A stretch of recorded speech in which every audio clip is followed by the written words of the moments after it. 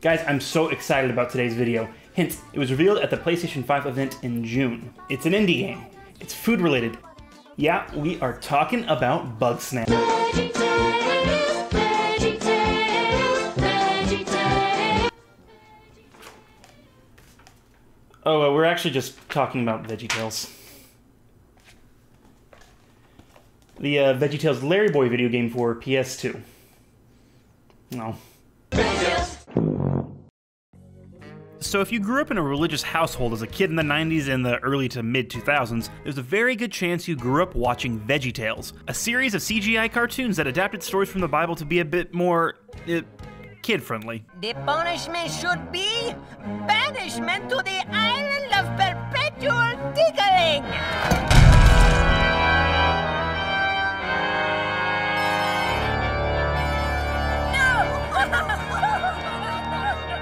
Teaching kids lessons on forgiveness, compassion, and the like. As far as religious-themed entertainment, it was quite alright, not being especially heavy-handed in its messaging. So in general, VeggieTales was all about adapting stories from the Bible, though they did actually dip quite heavily into superheroes with Larry the Cucumber's alter ego, LarryBoy, complete with excellent theme song.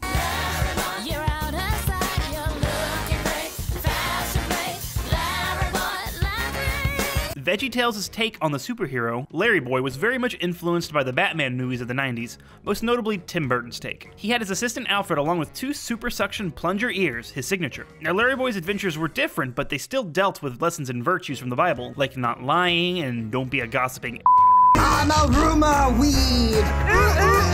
However, once we hit the mid-2000s, Batman wasn't quite the fashionable superhero anymore.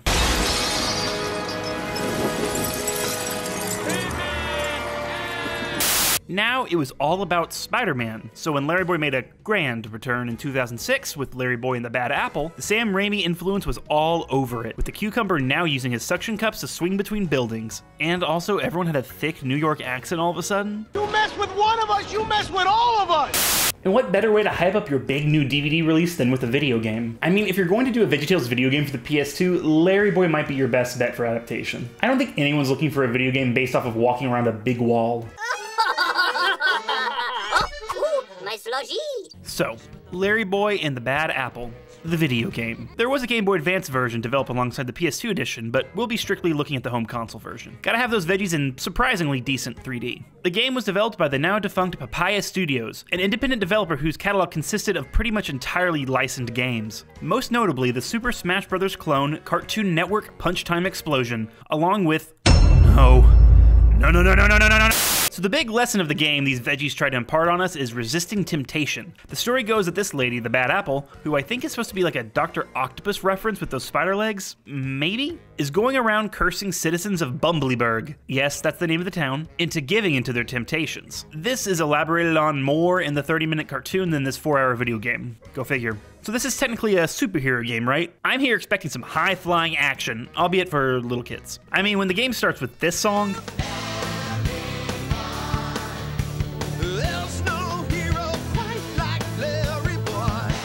I feel no reason to not get excited. We get a little sizzle reel filled with more Spider-Man references along with establishing some of the characters' temptations, like LarryBoy's being chocolate and this news reporter Petunia being obsessed with video games. Do we really need to get into the concept of a video game saying stop playing video games? And now the game starts. Hell yeah, let's go!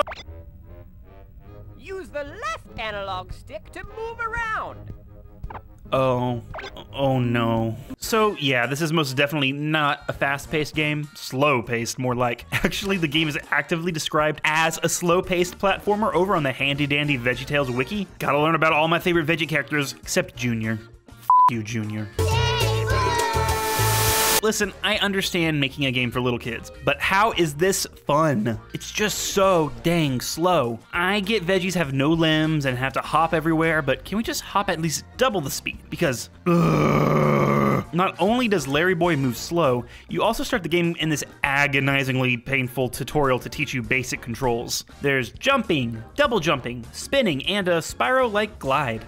Basic stuff. The only issue is the little tutorial voiceover bits with Archibald Asparagus here take so long to load in. I end up missing these little music note collectibles as I get way ahead of the game and end up backtracking. It doesn't help that the jumping is extremely floaty, coupled with a funky camera making platforming a bit more of a chore than it needs to be. Listen, if jumping isn't perfect in your platforming game, we got a problem. Now for attacking, LarryBoy has a spin move inexplicably mapped to the R1 button for some reason. It's competent enough, though if you keep mashing the button, eventually Larry gets dizzy. There's also a water gun you can use in first person to grow different things to get past obstacles and destroy the bad apple's spiderwebs. Straightforward. Well, I assume you're shooting water. The refills for this gun are found at these little canisters that just say oomph on them, sure. Also, the best ability Larry has in his arsenal is, get this, turning into a heavy weight to press switches. What?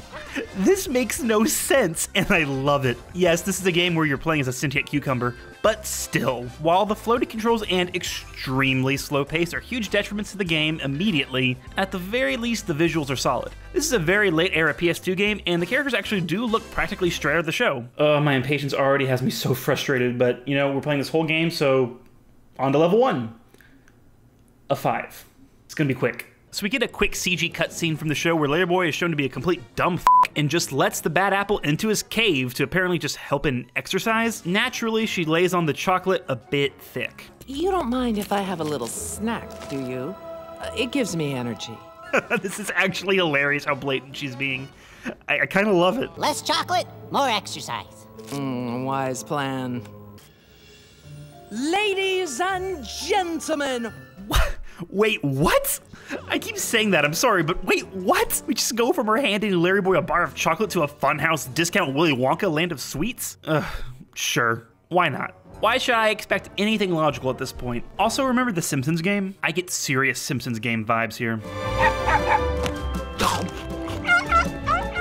So here's level 1, Larry's Temptation. It's basic stuff. Run around, collect music notes, and other collectibles like sheet music to listen to on the main menu, and just get to the end. The level itself isn't that bad either. There's some extremely basic enemies that do practically nothing as you tear them to pieces, along with these guys. This is worse than boot camp. My feet are aching. You don't have any feet. Thanks for pointing that out. Now I'm even more miserable. Just let them chase you to a random air vent which gets rid of them, somehow. They just cross-fade out of existence, poor guys. Thankfully, there's a little bit of variety to the gameplay beyond the basic pulling switches and jumping platforms. You even have to mess with the environment to make this chocolate ball. Roll through some doors so you can progress. Chocolate ball. Sure. Yeah, there it is. Over there. Big ball of poop. Oh, thanks. It all works fine, but again, when the game's controls are so slow and floaty, basic things like just moving become a chore. I just can't understand why the devs decided to make this game so slow. Kids can handle slightly faster games just fine, easily. It's a really weird choice to think they can't control anything faster than a snail's pace. Like, even the physics of things falling are slow. I've never been so stressed by how slow a game is. In honor of this game, my narration will now also be extremely slow. How do y'all feel about the... I can't do it anymore. I want to be clear that the level design and gameplay itself really aren't that bad. Sure, it's basic cookie cutter platforming stuff, but it's functional. Eventually, we finally catch up with the bad apple who says we'll never get past my trap.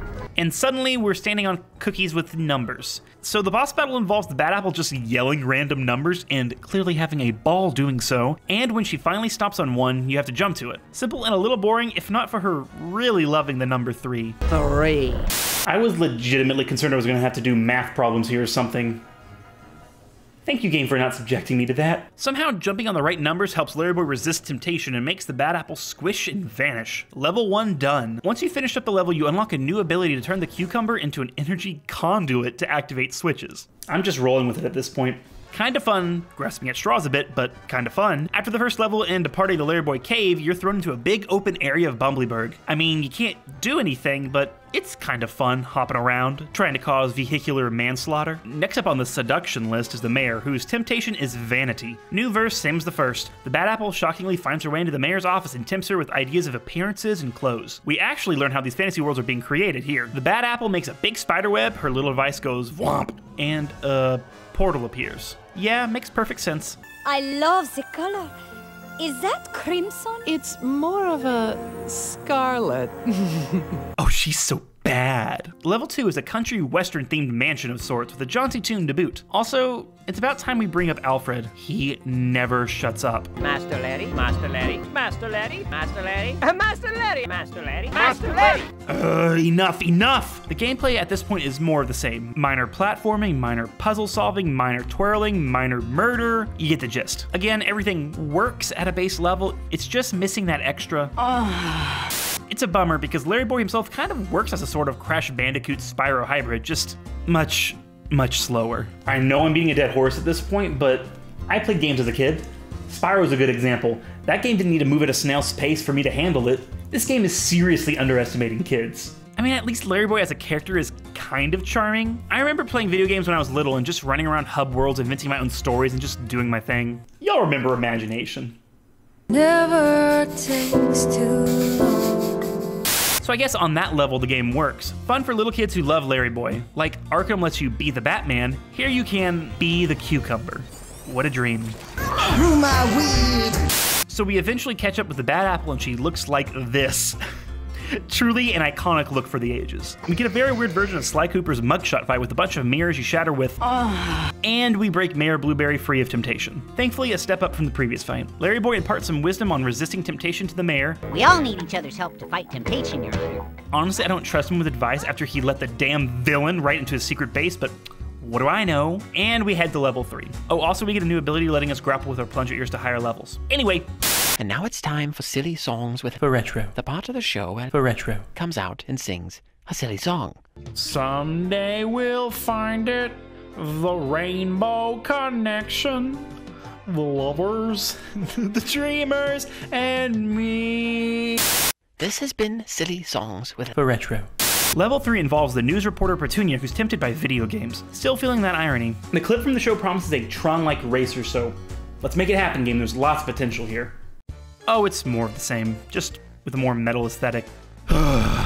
Listen, I know this game's not ambitious, but when the source material you're adapting serves this up on a silver platter, why do you not take it? The difficulty really stays about the same too. The only differences really are that there's more platforms to jump on along with more puzzles that now require backtracking to solve. Because everyone loves to backtrack. Oh my god, it's beautiful. Just a shift in perspective to a side-scroller for a hot second is enough to excite at this point. Look, they're different things. Sort of. These next-gen games are outstanding, are they not? Gorgeous graphics, state-of-the-art technology, all of which only a talented gamer like yourself could appreciate. Dang, Ubisoft needs to get this lady to host their next conference. Mr. Caffeine, never forget. Also, so Petunia's in a video game, just playing a handheld video game. What happened to the race cars, the missed opportunities? Oh, it's just lazy. So the Bad Apple is defeated and makes another great exit just phasing out of existence. She's the best. I never thought playing video games could get me into so much trouble. It only becomes trouble when you choose to play games instead of taking care of more important things. She doesn't know what she's talking about. I'm fine playing video games constantly.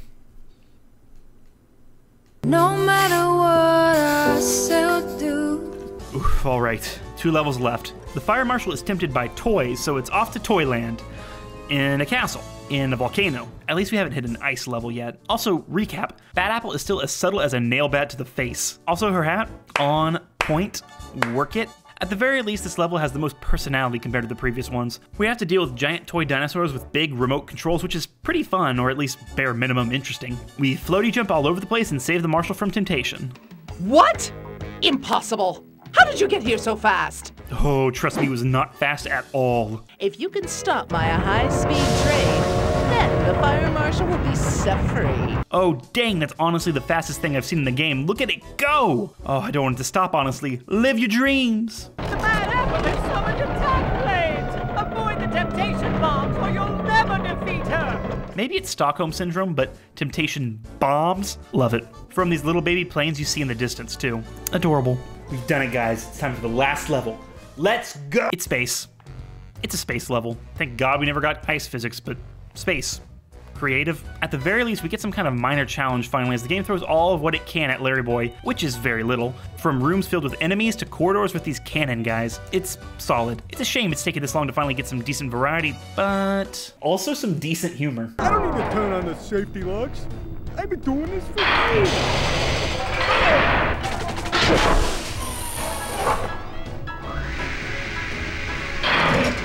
I'm not saying it's amazing humor, but I'll take what I can get. It's silly, sue me. This is arguably the first level I've actually enjoyed. We have some big gaps we have to glide across while dodging asteroids, disappearing platforms, basic platforming stuff, but at least there's some strategy to be had. I know, it's a VeggieTales game, it's for little kids, but come on, at least give kids credit. They can handle way more than this game thinks. We fight the bad apple again, and that's a wrap on the last level of the game. The entire city is being tempted. It doesn't get old. So it's on to the final boss as the bad apple makes a big fun house with help from her little worm friend who's just been around just making noises the whole video game. Right as Sari. Yeah. And got right. So I mentioned that VeggieTales was a religious program for kids, but this game hasn't mentioned God or the Bible at all. Until now. As you can see, I've created Apple's Funhouse 2, an irresistible force of temptation! But what you fail to see is God's promise to not let us be tempted beyond what we can handle. Listen, I know this is VeggieTales' thing, but it's just jarring to be playing this game without any kind of religious commentary until LarryBoy all of a sudden just starts talking about God just out of the blue during the final encounter. It's like the developers went, oh, we forgot Jesus, and just shoehorned in some dialogue last minute. So the final boss encounter is just running around the Bumbleberg hub and destroying all the bad apple's tethers to finally defeat her, breaking a rope, then gliding to the top and shooting her with the... Her repetitive dialogue and noises are, as always, a freaking delight. No! So we glide all over the damn place in this unsurprisingly sedate fight, and the bad apple is finally defeated. Now we just have to stand here awkwardly while we wait for the final cutscene to be triggered.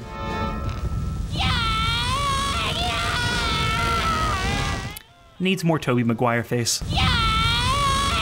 Bumbleberg is safe, and it's somehow all thanks to LarryBoy. Temptation is too strong for any one of us to handle alone. We need God's help, and the help of the people around us. Can't say I'm a fan of LarryBoy preaching to everyone about God, especially since this is probably a diverse city, but you know, what's the point? Oh, also there's a cliffhanger. Joy. And blessedly, that's the game. Not a lot to it, really. What we have here is a by-the-numbers platformer that doesn't really take advantage of its source material other than some solid character animation. They could have done so much more with what we were given, but alas, the VeggieTales' first and only console game is a dud. There are some extras in the main menu. There's some song selections from various VeggieTales cartoons to a barely there multiplayer mode where you just pass the controller around, flinging LarryBoy to his doom. It's cathartic. So my first negative game review. I feel a bit cheap taking down a game that is essentially for kids that are new to platformers or games in general, but I just feel like that's no excuse to be lazy. Now, I don't know how long the development cycle was for this thing. With its licensed tie-in status, they could have been strapped for time and unable to make anything more than what we get here. It's a bummer because there's actually potential in adapting this cartoon. Heck, even just letting LarryBoy move just a bit faster would have been a godsend. In the end, though, this average platformer is sunken by its slow pace, controls that feel like you're jumping through the thickest air imaginable, and just uninspired design all around. It's a shame, and definitely not worth checking out, even if you're nostalgic for something like VeggieTales. Now, what was the GBA version of this game like?